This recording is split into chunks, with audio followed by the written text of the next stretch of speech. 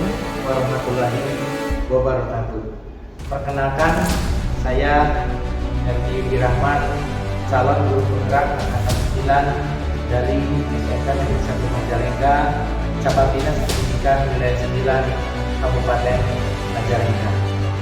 Oke, dalam tayangan video kali ini adalah modul 3.2 pemimpin dalam pengelolaan sumber daya. Selamat menyaksikan. Baik, terima kasih rekan Herdi Yudi Rahman.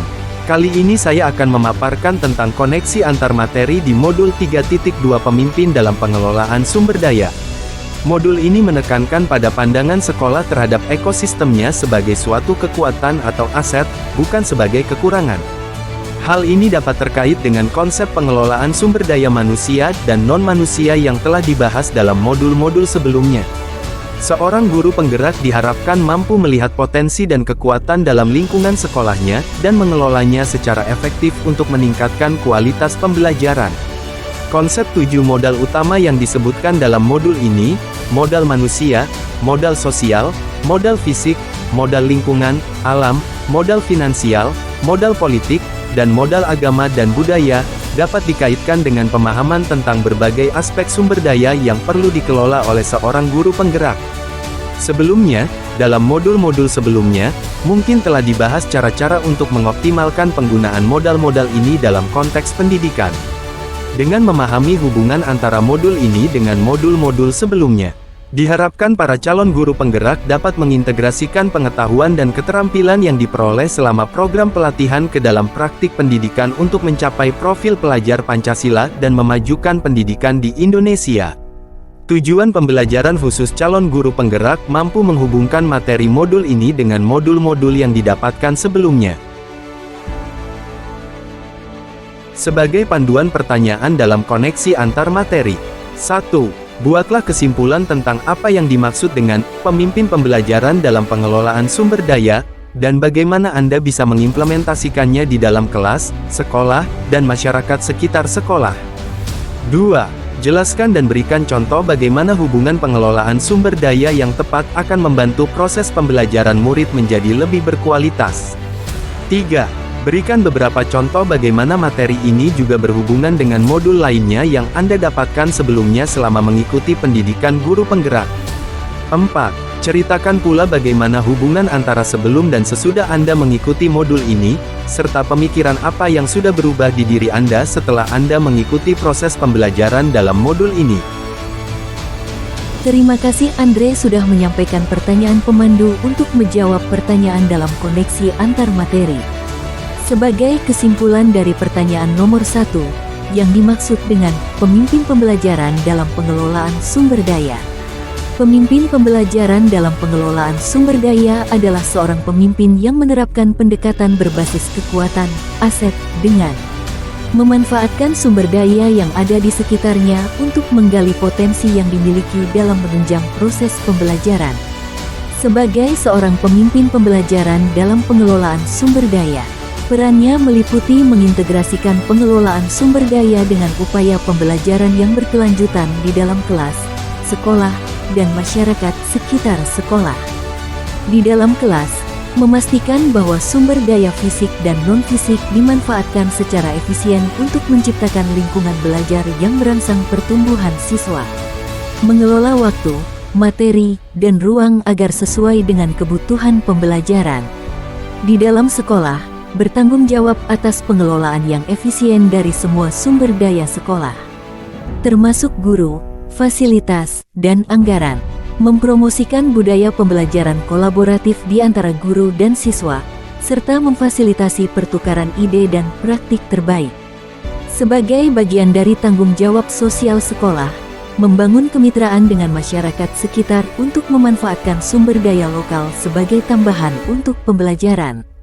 Dengan mengambil peran sebagai pemimpin pembelajaran dalam pengelolaan sumber daya, berupaya menciptakan lingkungan yang mendukung pertumbuhan holistik siswa dan meningkatkan kualitas pendidikan secara keseluruhan.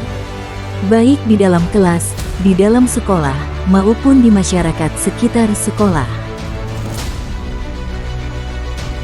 Oke, kita lihat skema mengimplementasikannya di dalam kelas, sekolah, dan masyarakat sekitar sekolah. Seperti yang dijelaskan sebelumnya.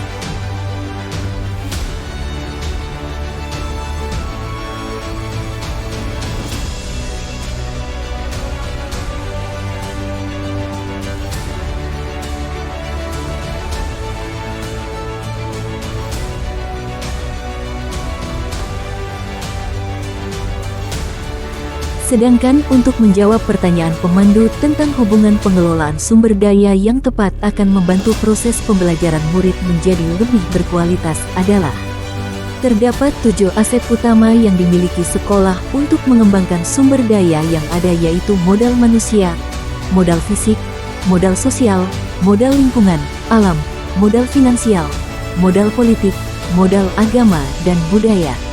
Jika ketujuh modal aset tersebut dikelola dengan baik, maka akan membantu proses pembelajaran murid menjadi berkualitas.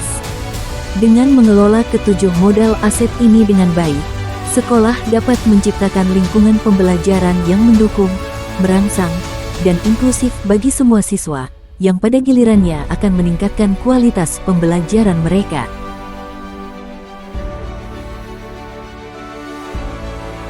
Contoh bagaimana hubungan pengelolaan sumber daya yang tepat akan membantu proses pembelajaran murid menjadi lebih berkualitas. 1. Modal manusia, di mana kepala sekolah dan guru yang menjalankan nilai dan perannya sebagai pemimpin serta memaksimalkan pengetahuan dan keterampilannya dalam mengajar akan membuat pelajaran menjadi lebih berkualitas sehingga meningkatkan prestasi belajar murid. Modal manusia, guru yang berkualitas adalah salah satu modal manusia yang paling penting dalam pembelajaran. Mereka tidak hanya memiliki pengetahuan dan keterampilan mengajar yang solid, tetapi juga kemampuan untuk memotivasi, menginspirasi, dan memfasilitasi proses pembelajaran siswa. 2.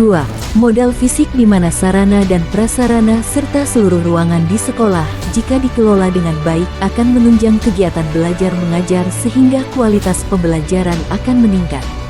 Modal fisik, fasilitas fisik yang memadai, seperti ruang kelas yang nyaman, perpustakaan yang lengkap, laboratorium, bengkel praktik, fasilitas olahraga, dan fasilitas lainnya memberikan lingkungan yang mendukung bagi pembelajaran yang efektif. 3. Modal sosial, norma dan aturan yang jelas seperti tata tertib atau keyakinan dibuat agar murid memiliki kesadaran diri akan pentingnya disiplin positif sehingga akan tercipta suasana pembelajaran yang kondusif, aman dan nyaman. Modal sosial, lingkungan sosial di sekolah dan dalam kelas memainkan peran penting dalam pembelajaran. Kolaborasi antara siswa, interaksi positif antara siswa dan guru, serta dukungan dari staf dan orang tua semua membentuk modal sosial yang mendukung proses pembelajaran yang inklusif dan berpusat pada siswa. 4.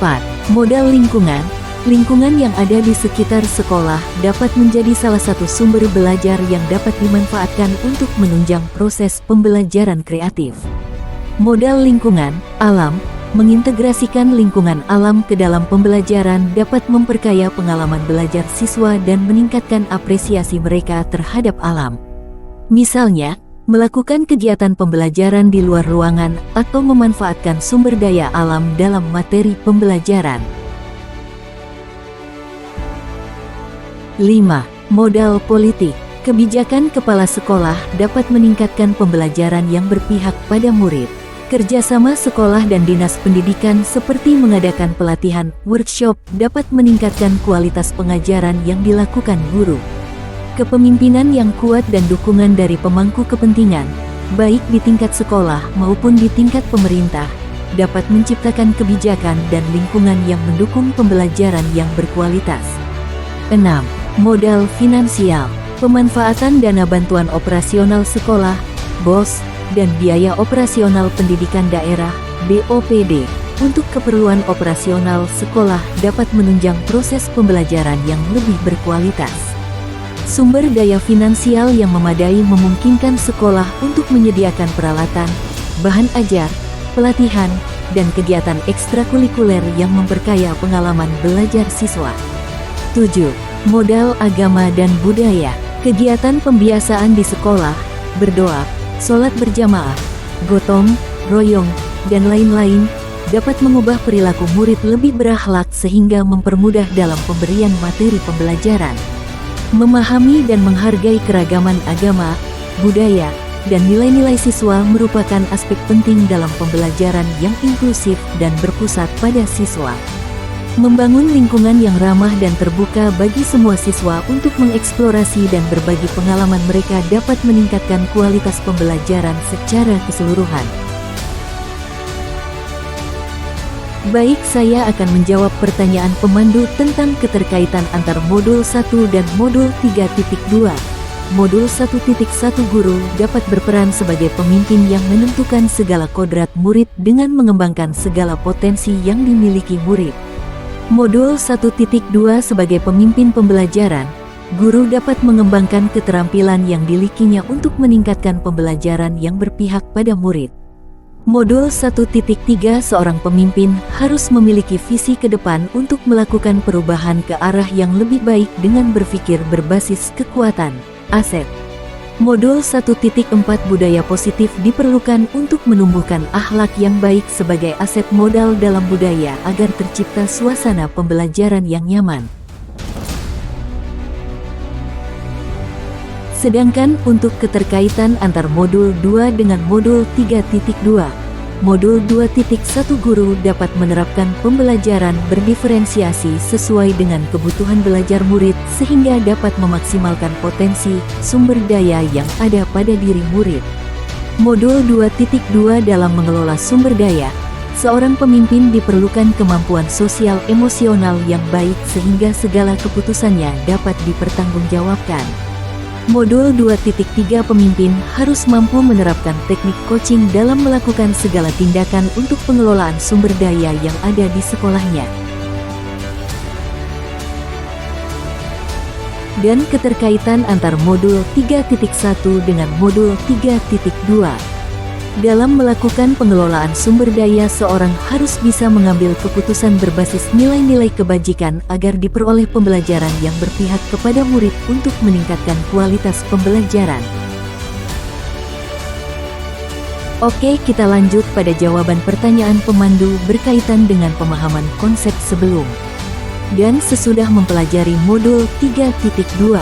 Sebelum mempelajari modul ini 3.2, saya hanya berpikir aset adalah segala sesuatu yang berupa benda fisik saja yang ada di lingkungan sekolah, serta lebih banyak berpikir kekurangan atau masalah yang ada di sekolah saja tanpa berusaha mencari solusinya. Dan setelah mempelajari modul 3.2, saya baru memahami terdapat 7 aset utama yang dapat dikembangkan untuk dapat membangun sekolah, yaitu modal manusia, fisik, sosial, lingkungan, alam, finansial, politik, serta agama dan budaya. Seorang pemimpin harus memiliki pendekatan berpikir berbasis aset kekuatan untuk dapat mengembangkan potensi yang dimiliki sekolah. Baik, pemikiran yang sudah berubah dalam diri saya setelah mempelajari modul 3.2 antara lain. 1. Terdapat 7 aset utama dalam pengelolaan sumber daya di sekolah. 2. Guru sebagai aset utama di sekolah harus memiliki kreativitas dan inovasi dalam mengelola sumber daya yang ada agar dapat mewujudkan pembelajaran yang berkualitas. 3. Murid yang heterogen dapat menjadi aset jika diberikan pembinaan yang tepat. 4. Gunakan pendekatan berbasis kekuatan, aset bukan pendekatan berbasis masalah, kekurangan. Itulah jawaban dari 4 pertanyaan pemandu berkaitan dengan koneksi antar materi. Semoga jawabannya bisa memberikan penjelasan terhadap pemahaman Bapak Ibu guru hebat semuanya.